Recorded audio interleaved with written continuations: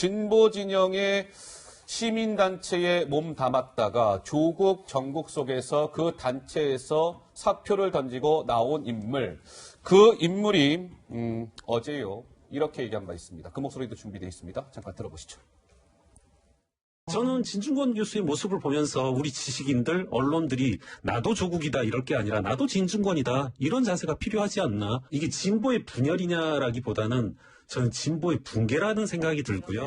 과거 민주주의 진보를 외쳤던 분들 중에서 권력과 유착하고 권력에 어떻게 보면 이제 기어 들어가는 모습 이런 것들이 진보의 외피만 썼을 뿐 이분들은 결코 뭐 민주주의를 그리고 인권을 표방할 그런 분들은 아니다.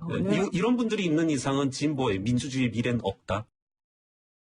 네, 이런 분들이 있다면 진보의 민주주의는 없습니다. 지금 뭐 조국 정국 속에서 진보의 붕괴가 왔다 이런 생각이 듭니다라고 얘기했는데 진보 저격 나선 진보 김경률 아니냐 이런 겁니다.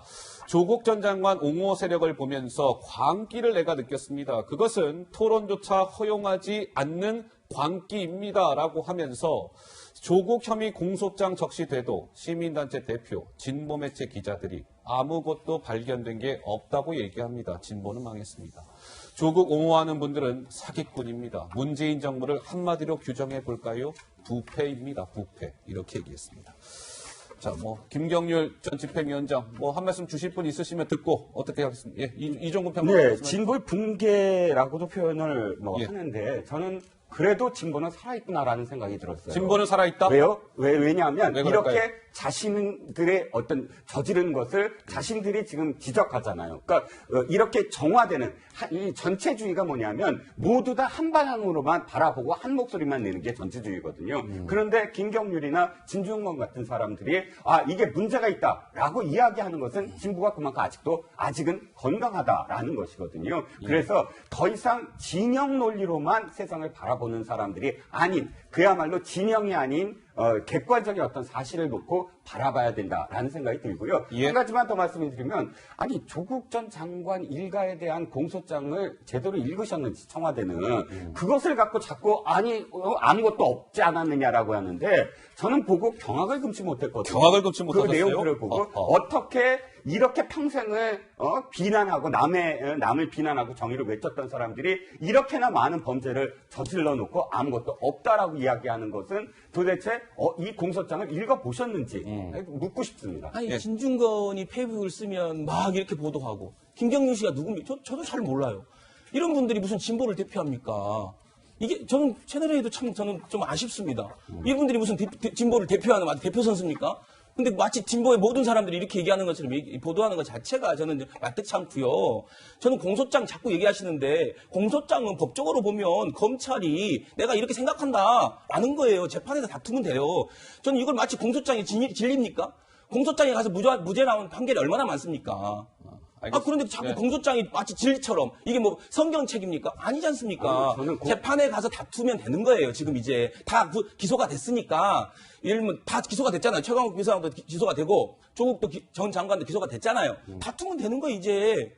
저는 공소장을 무조건 맹신하는 게 아니라 청와대를 비롯해서 김 원장께서도 아까 뭐라고 말씀하셨냐면 공소장을 봐라 아무것도 없지 않느냐. 근데 뭘 기대하셨는지 모르지만 공소장엔 많은 그 의혹들이 적시되어 있거든요. 그래서 그 의혹들을 한번 봐야지 아무것도 없다라고 얘기하는 건 음색하다고 얘기하는 건 잘못된 게 아니냐. 그러니까 평론가님과 저 사이에도 같은 공소장을 읽었지만 다른 판단하고 있는 것 같지 않습니까? 그런 것처럼 재판관에서 다투면 되는 거예요. 알겠습니다. 장 소장. 네. 박근혜 대통령도 여러 가지 그 혐의로 지금 기소돼서 재판이 아직 끝나지 않은 부분도 있지 않습니까? 그럼 그분도 죄가 없는 겁니까?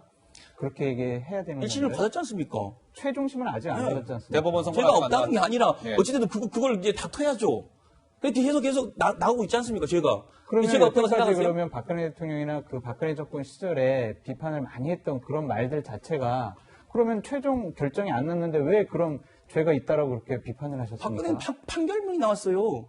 그것이 최종심이 네? 아니잖아요. 판결문이 나왔습니다. 최종까지 받아야 확정되는 거 아닙니까? 그럼 만약 그러면 지금 대법원에서 그 소장님은 박근혜 대통령이 죄가 없다고 생각하세요? 아니요, 그렇진 그렇잖아요. 않은데 같은 잣대를 갖고 비판을 했으면 좋겠다는 생각이 듭니다. 진영이 다르다고 그래서 자 우리 표는 봐주고 상대 진영은 엄격한 잣대 들이대는 것 자체가 잘못된 거 아니겠습니까? 예, 알겠습니다. 공소장대로 판결이 받을지 안 받을지는 우린 잘 모르죠. 그래요. 법원에서 판단을 해야죠. 네. 그러면은 예전의 정권의 그런 잘잘못도 그런 같은 잣대로 저는 비판했으면 좋겠다는 생각이 들고요. 예. 권력의 힘으로 언제까지 이렇게 진실과 부패를 덮을 수는 없다고 생각이 들고요. 민심을 이기는 권력 없습니다. 민심을 이기는 권력은 없다. 알겠습니다. 뭐 이점 말씀 나눠도 될 것 같습니다.